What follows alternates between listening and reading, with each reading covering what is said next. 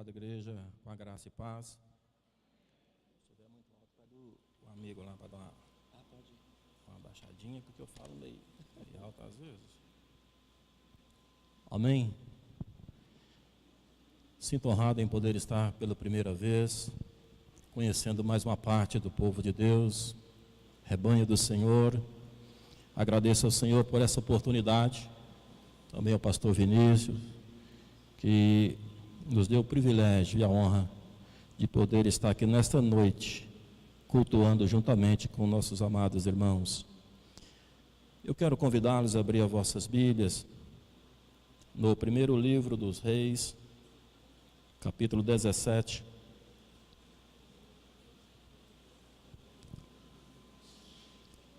Primeiro livro dos Reis, capítulo 17. Amém? Diz assim: Ora, Elias, o tibista dos moradores de Gileade, disse a Acabe: Tão certo como vive o Senhor, Deus de Israel, perante cuja face estou, nem orvalho, nem chuva haverá nestes anos, senão segundo a minha palavra. Depois veio a palavra do Senhor a Elias: Retira-te daqui e vai para o oriente, e esconde-te junto ao ribeiro de Querite, que está ao leste do Jordão. Beberás do ribeiro, e eu ordenei aos corvos que ali te sustentem. Assim foi Elias e fez conforme a palavra do Senhor. Foi e habitou junto ao ribeiro de Querite, a leste do Jordão. E os corvos lhe traziam pão e carne pela manhã, como também pão e carne ao anoitecer, e bebia do ribeiro. Mas passados alguns dias o ribeiro secou, porque não tinha havido chuva na terra. Então veio a ele a palavra do Senhor: Levanta-te, vai a Sarepta, que pertence a Sidom, e habita ali. Ordenei a uma mulher viúva que te sustente. Somente até esses versículos. Meus queridos, eu quero compartilhar com a igreja nesta noite um pouco dessa palavra que é bastante conhecida da igreja. E o tema desta mensagem seria as 5 fases da vida de um homem de Deus. Nós sabemos que quando o Senhor chama Elias para ser seu porta-voz, seu atalaia em Israel, levanta este homem numa época de apostasia, de crise espiritual, principalmente quando Acabe, o 7º do reinado de Israel, ou seja, no reino do norte, ele começa a reinar, e a Bíblia diz que ele fez o que era mal aos olhos do Senhor, e ele fez muito mais males do que os seus antecessores. E Deus levanta então agora Elias para desafiar este rei, aquele líder do povo de Deus, e falar para ele que assim como ele estava contaminando todo Israel, fazendo Israel pecar, prostrar-se diante de Baal, adorando a Baal, ele iria mostrar para Acabe e para Israel que ele é o Deus de Israel e não há outro Deus além dele. E então Elias, ele chama Acabe e disse para Acabe que não haveria chuva e nem orvalho durante alguns anos, segundo a palavra dele. E assim aconteceu. E o céu então se fechou, não veio mais chuva, não desceu mais orvalho.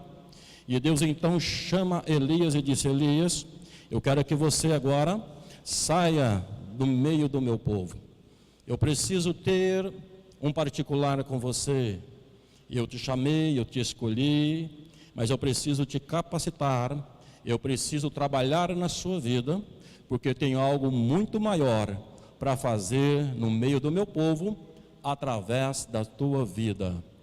Então, meus queridos e amados, você não está aqui nesta noite, não foi porque você escolheu vir aqui, ou porque você se julgou-se uma pessoa boa, de boas obras, mas eu quero te falar que você está aqui nesta noite, é porque Deus te chamou, Deus te escolheu e te trouxe para este lugar, para que através da sua vida Ele pudesse manifestar a tua glória, o teu poder, àquelas outras pessoas que ainda não o conhecem. Então, as 5 fases da vida de um homem de Deus, quando eu falo um homem de Deus, estou falando um homem, estou falando da mulher, do ser humano. A primeira fase é a fase do chamado de Deus. A segunda, preparado e capacitado por Deus. A terceira fase na vida de um homem e de uma mulher de Deus é quando ele é enviado por Deus. A quarta fase são quando vem os momentos de crise na vida do nosso cotidiano. E a quinta é quando a graça e o conselho de Deus, ele chega nas nossas vidas.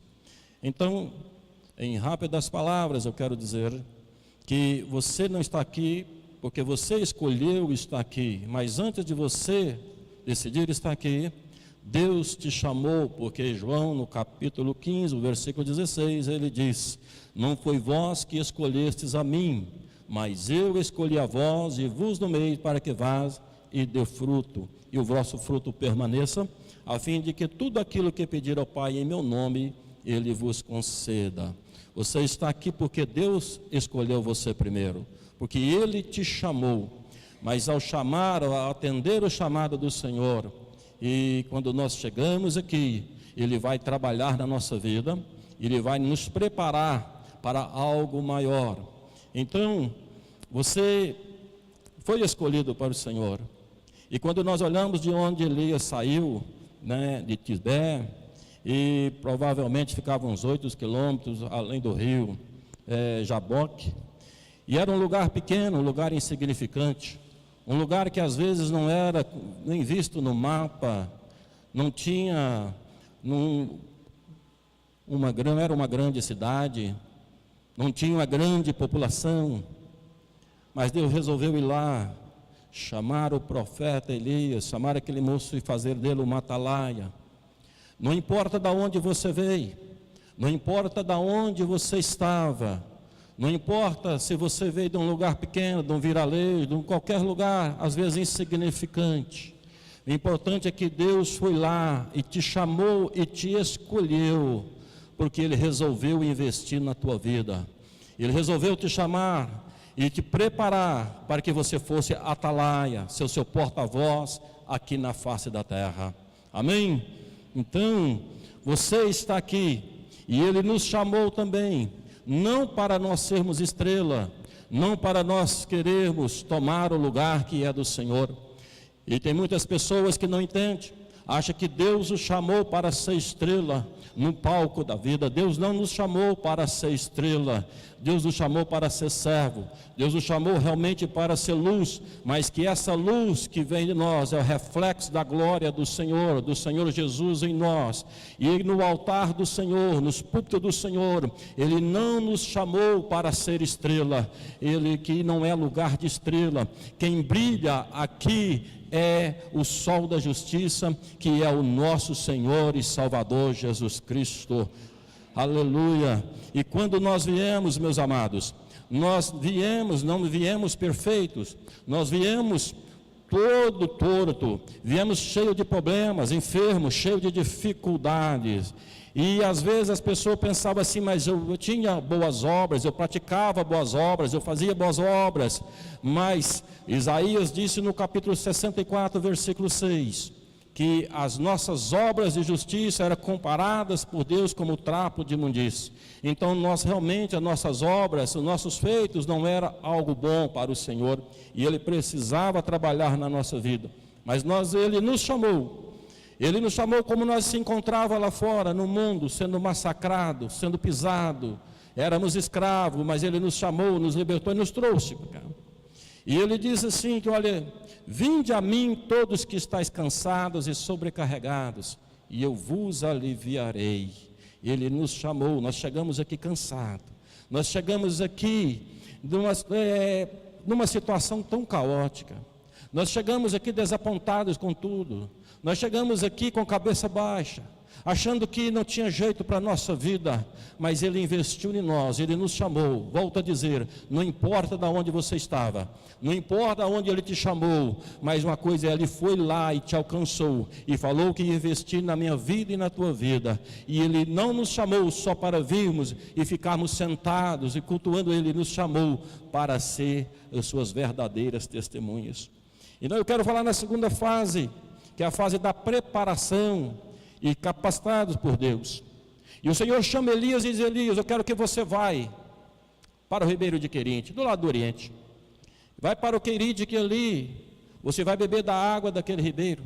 E eu já ordenei os corvos que vai te sustentar. Vai levar pão pela manhã, e também à noite, ao anoitecer, vai continuar com o mesmo processo. E vai te sustentar. E quando leva essa palavra, Elias então obedece e vai ao Senhor.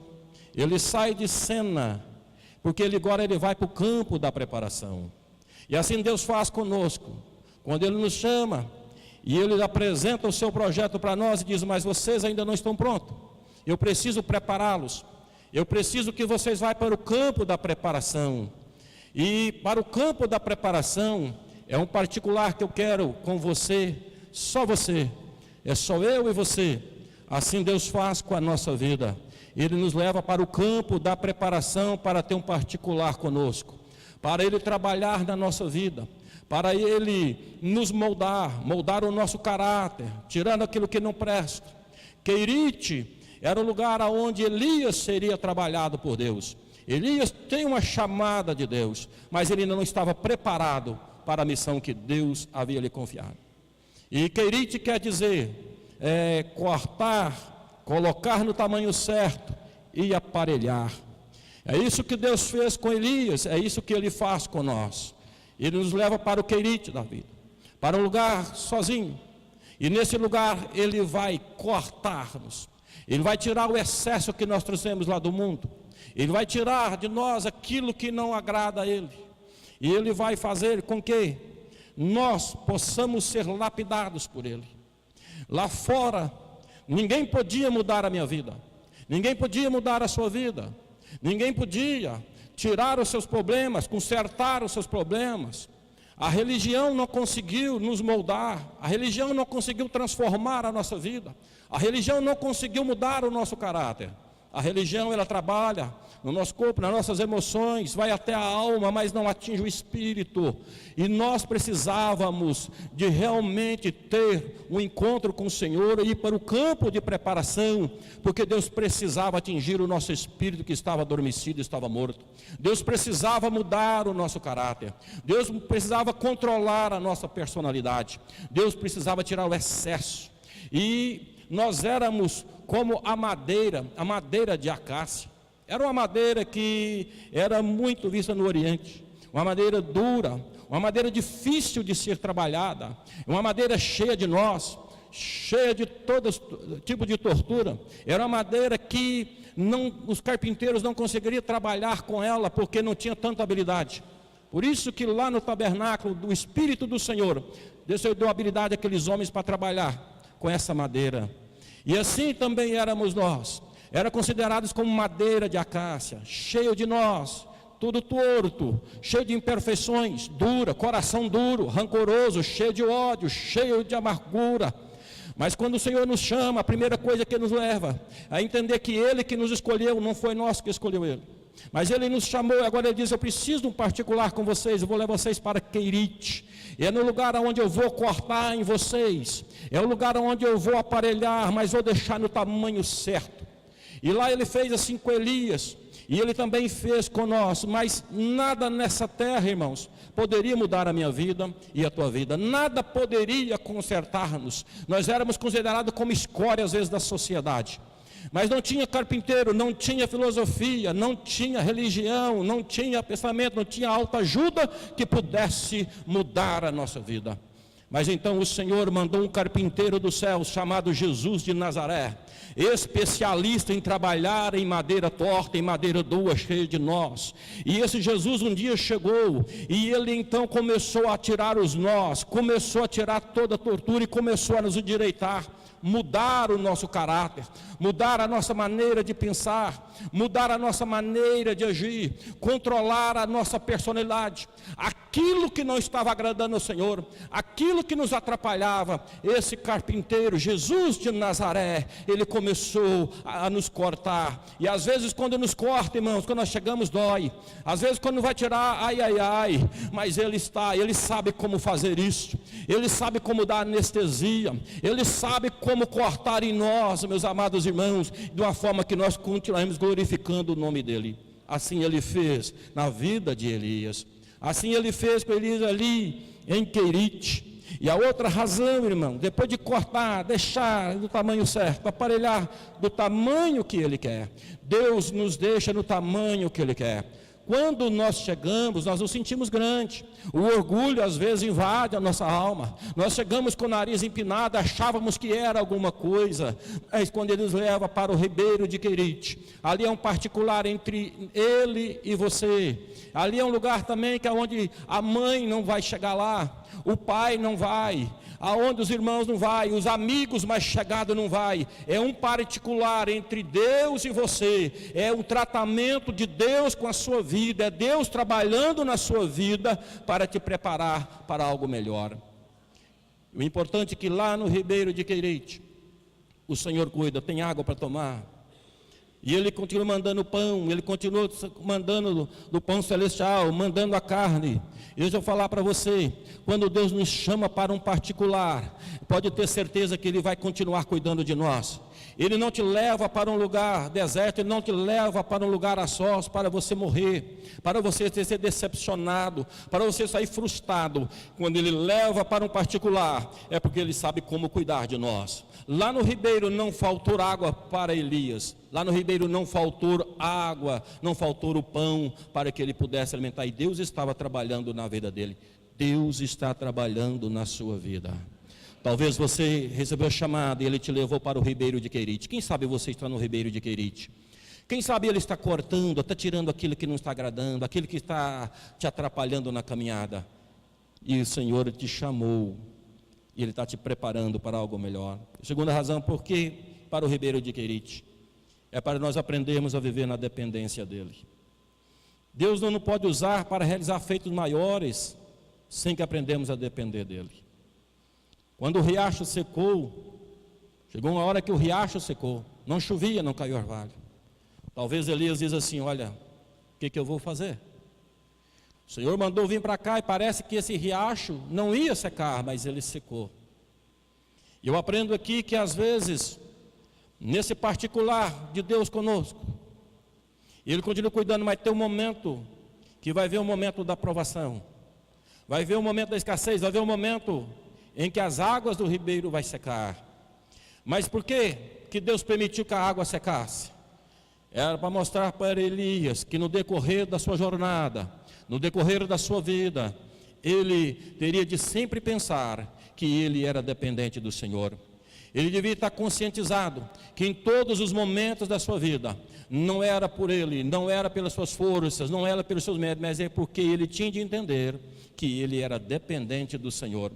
João 15:5, a parte B diz assim: o Senhor, sem mim nada podeis fazer. Sem ele nós não fazemos nada. Sem ele nós não respiramos, nós não falamos, nós não alimentamos, nós não levantamos, nós não movemos, nada. Mas com a permissão dele nós estamos aqui louvando e adorando o nome dele. Quando chega no ribeiro de Querite, ele vai nos ensinar que nós somos dependentes dele. Você é dependente do Senhor. Você não é dependente da sua força, da sua capacidade. Você não é dependente de um sistema de governo. Você é dependente do Senhor. Você depende dele no dia a dia. E depois disso, por que então o ribeiro secou? Parece que Deus silenciou, Deus esqueceu.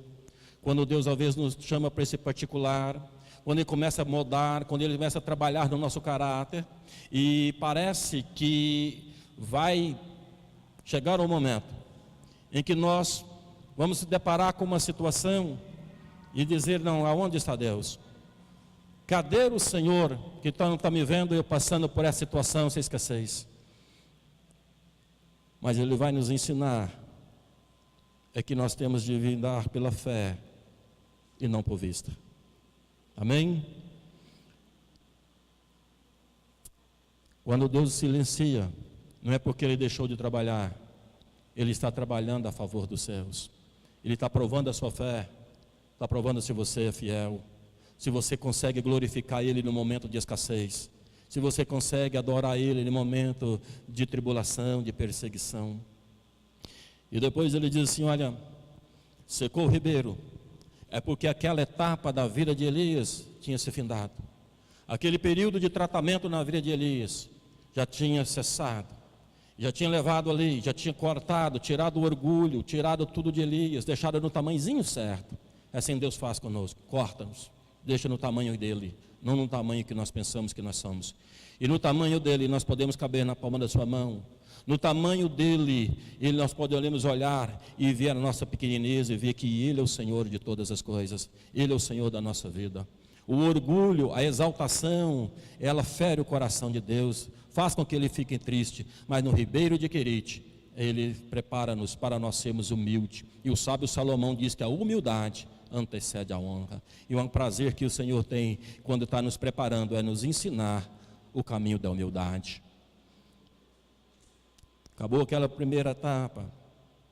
Agora Deus disse para Elias: Elias, você não vai ficar aí para frente, eu cuidando de você de manhã à tarde, agora você vai ter outras experiências. Eu quero que você vá para Sarepta, porque lá em Sarepta tem uma viúva que eu já ordenei ela para cuidar de você. Tinha tantas viúvas em Israel, mas o Senhor fez com que Elias retirasse e fosse para Sarepta. Sarepta quer dizer casa de fundição. Depois do Senhor nos levar para Querite, cortar, nos aparelhar, deixar no tamanho certo, ele leva Elias para Sarepta, que é casa de fundição. Elias deveria passar por uma provação, pelo fogo, para ganhar mais resistência, para ficar mais sólido, para poder não se quebrar com qualquer baque, não deixar qualquer coisa dessa vida venha abalar a sua estrutura. Então Deus manda ele lá para Sarepta, né? E lá em Sarepta, meus amados, quer dizer casa de fundição. Lá Elias deveria ser preparado, passado pela fornalha. Assim Deus faz conosco.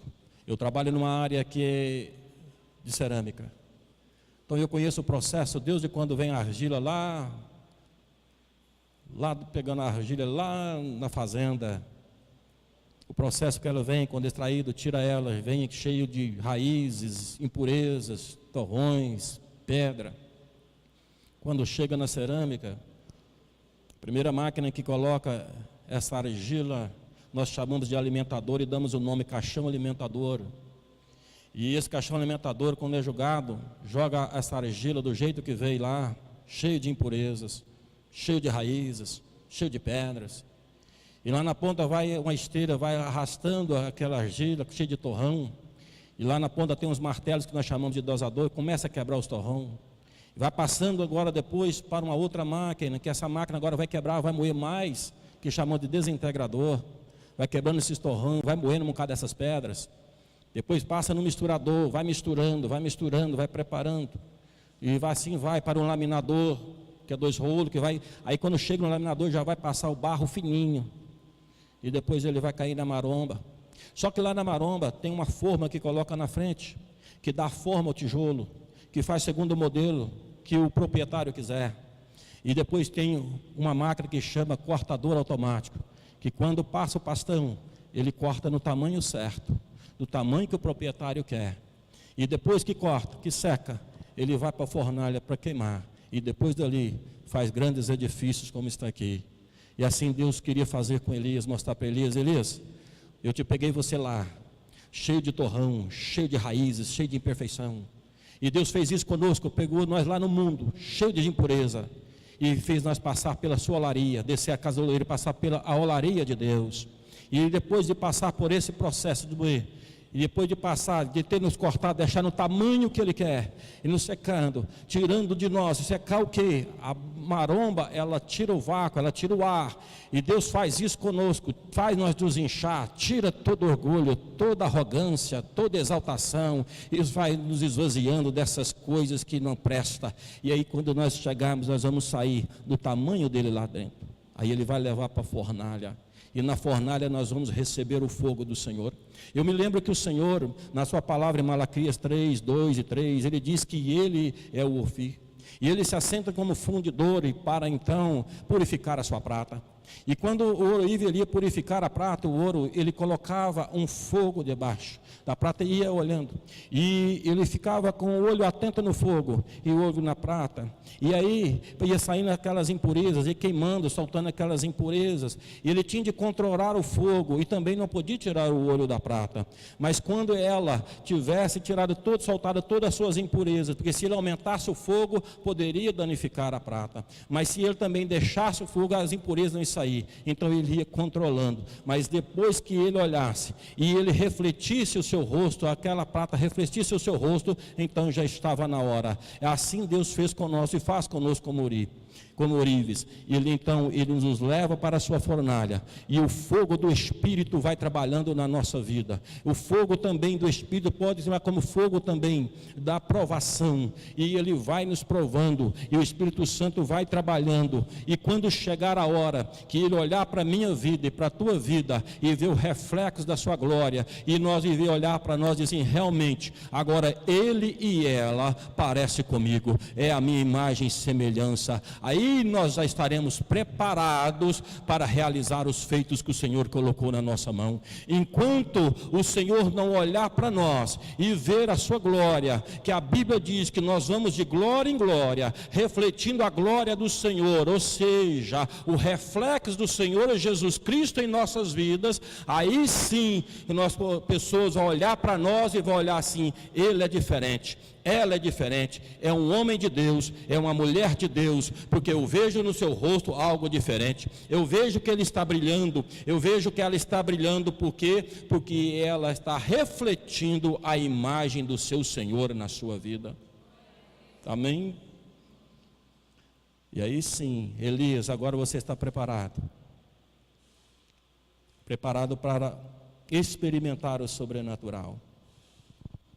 E o primeiro grande milagre na vida de Elias foi ressuscitar o filho daquela viúva. Quando nós deixamos Deus nos lapidar, mudar o nosso caráter, trabalhar na nossa vida, e o objetivo dele é que nós tenhamos mais intimidade com Ele, porque Ele te chamou para você, chamou você para você fazer algo tremendo na face da terra. Ele te chamou você para você ser diferente, para você ser embaixador. Ele te chamou você para usar a autoridade que Ele tem dado para você. Mas para isso, precisamos passar por esses processos. E Elias, então, ele foi experimentar o sobrenatural de Deus. E você precisa experimentar o poder de Deus, o sobrenatural de Deus. Que eu disse que você não vai andar mais por vista, mas pela fé. E ao chegar ali, ele usou a fé no nome do Senhor. Ele disse, Senhor, eu sou pequeno. Senhor, eu não posso, mas o Senhor pode. Eu não faço, mas o Senhor faz. E Deus então ressuscitou aquele filho daquela viúva. E agora Deus disse para Elias, Elias, está pronto. Agora volta. Volta.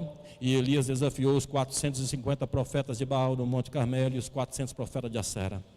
Depois disso, Elias vai e ora ao Senhor, e diz para mandar chuva, e diz, acabe que vai chover. E os milagres começaram a acontecer. E os milagres começaram a acompanhar o ministério de Elias. Mas chega um momento que a crise bate na porta. Chega um momento da nossa vida, uma fase da nossa vida, que a crise vem. Não todos não estão isentos dela. Todos não vão estar sujeitos a passar por ela. E quando a crise bate, quando a crise chega em nós, quando nós passamos por um momento de dificuldades, a tendência de nós é de nos abandonarmos. A tendência é de fugir.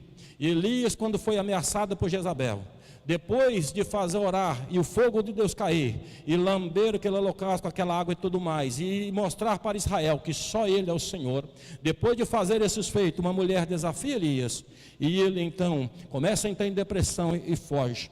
E na sua caminhada nós sabemos, ele para dormir e perde a morte, mas o anjo levanta, acorda ele, já preparou um banquete e disse, come e bebe porque a jornada é longa, e com a força desse alimento você vai caminhar 40 dias e 40 noites. E Elias chegou no monte de Deus, no monte Horebe. Chegar no monte, ele entra numa caverna, e entra numa caverna para esconder, disse, não, quero ficar na presença do Senhor, que tinha no meu lugar, eu não quero sair daqui. Israel já está na apostasia, eu fiz o que tinha que ser feito, e agora eu estou sendo condenado como o pior de todos, só eu restei, todos então estão curvando diante de Baal, mas eu não vou negar minha fé, mas eu quero ficar pertinho do Senhor. E quando vem a crise, meus amados irmãos, a nossa vida, a tendência é nós nos escondermos, a tendência é nós entrar numa caverna, a tendência é nós enterrarmos o talento que Deus nos deu, a tendência é nós enterrarmos os dons, e nós fugimos da caverna e vemos, às vezes chegamos na casa e sentamos e não vou servir o Senhor sentadinho no meu banco, só veio aqui glorificado, aqui eu vou embora e pronto, acabou. Parece que só eu estou levando a pior nessa, mas assim Elias pensou. E o Senhor chamou Elias: Elias, que faz aí, meus? Sai de dentro da caverna, coloca perante o monte na presença do Senhor, que ele vai passar. E o Senhor então fez passar um forte vento. Esse vento, ele veio descendo os montes, despedaçando as penhas, mas o Senhor não estava no vento. Depois veio um terremoto. O terremoto abalou tudo ali, mas o Senhor não estava no terremoto. Depois do terremoto veio o fogo, passou lambendo tudo. Mas Deus não estava no fogo. Mas depois do fogo, veio uma voz mansa e suave e perguntou para Elias de novo: Elias, o que faz aqui? E talvez você chegou aqui e está nessa situação, vivendo, passando por crises, por dificuldades, tem tentado fugir de tudo, esconder, entra na caverna, mas o Senhor te chama para você: sai da caverna. O que fazes aqui? O que você veio fazer aqui nesta noite? O que você está pensando nessa noite, na presença do Senhor? Está tentando fugir dos problemas, está fugindo das crises, das perseguições, das situações, das provações, mas Deus te chama e te fala para você nesta noite: sai desta caverna, e Ele vai mostrar para você, Ele vai mostrar como mostrou para Elias. Elias, o que faz aqui, Elias? Ele diz: Senhor, olha, o povo se apostatou, o povo te abandonou, está adorando a Baal, mataram os seus profetas, só eu restei, Senhor. Disse: não, Elias, fica tranquilo, eu vou falar para você, deixa eu te falar para você. Agora quer me matar, Senhor? Elias, quem cura de você sou eu, ninguém vai te matar não, Elias, a sua vida está escondida comigo. Elias, deixa eu falar para você, Elias, olha, seu ministério ainda não acabou. Deixa eu falar para você, meu irmão, minha irmã, o seu ministério ainda não acabou. Não acabou a sua jornada ministerial, não. Não precisa esconder dentro dessa caverna, não. Aí o Senhor fala para Elias: Elias, deixa eu falar para você uma coisa. Olha, ainda tem 7.000 que eu reservei para mim, eu preservei.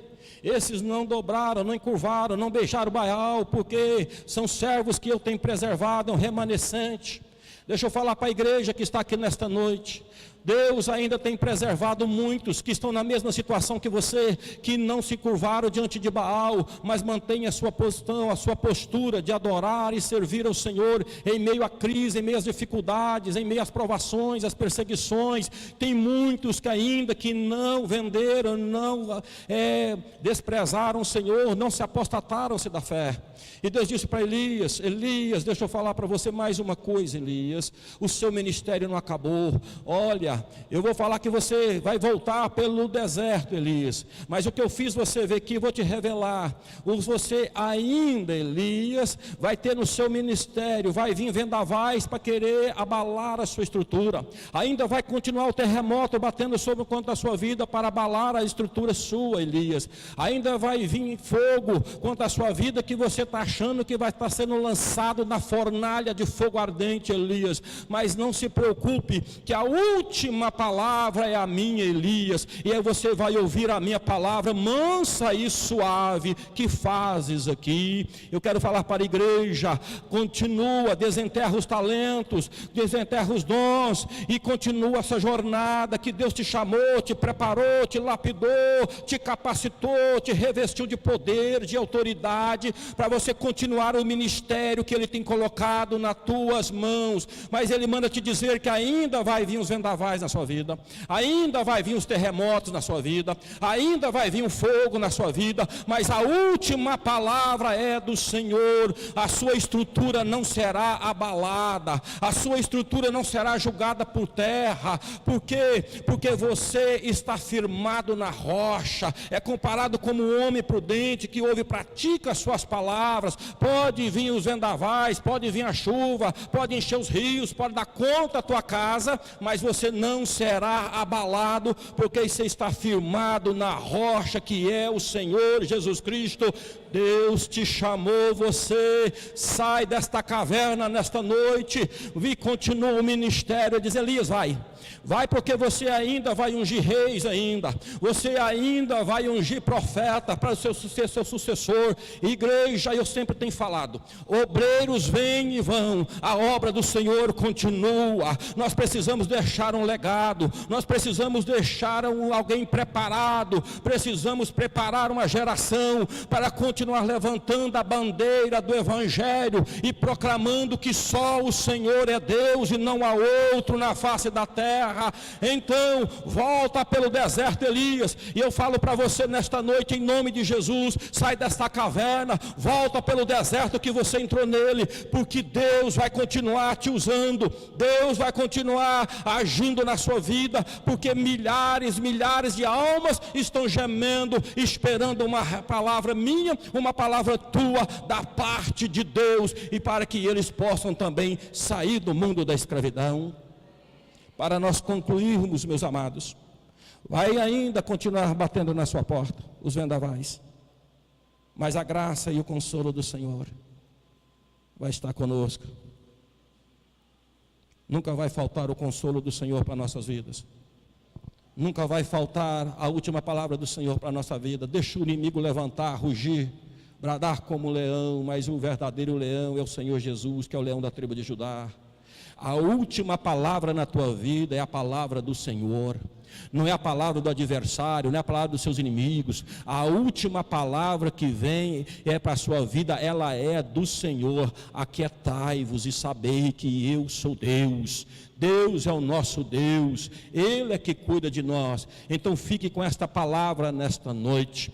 Você foi chamado, você foi preparado, está sendo preparado, moldado, trabalhado. Você está sendo preparado para viver o sobrenatural de Deus. Está na hora de sair do formalismo, está na hora de sair do conformismo, está na hora de nós realmente caminhar pela fé, acreditar que no nome do Senhor Jesus Cristo, vidas poderão ainda ser libertas, vidas poderão ser salvas, vidas ainda poderão ser curadas, aqueles que estão enfermos. O Senhor ainda é o mesmo ontem, hoje e eternamente, e Deus conta com esta igreja aqui em Lagoa da Prata para continuar fazendo a diferença, em nome de Jesus. Que Deus os abençoe, e eu agradeço a oportunidade em nome de Jesus.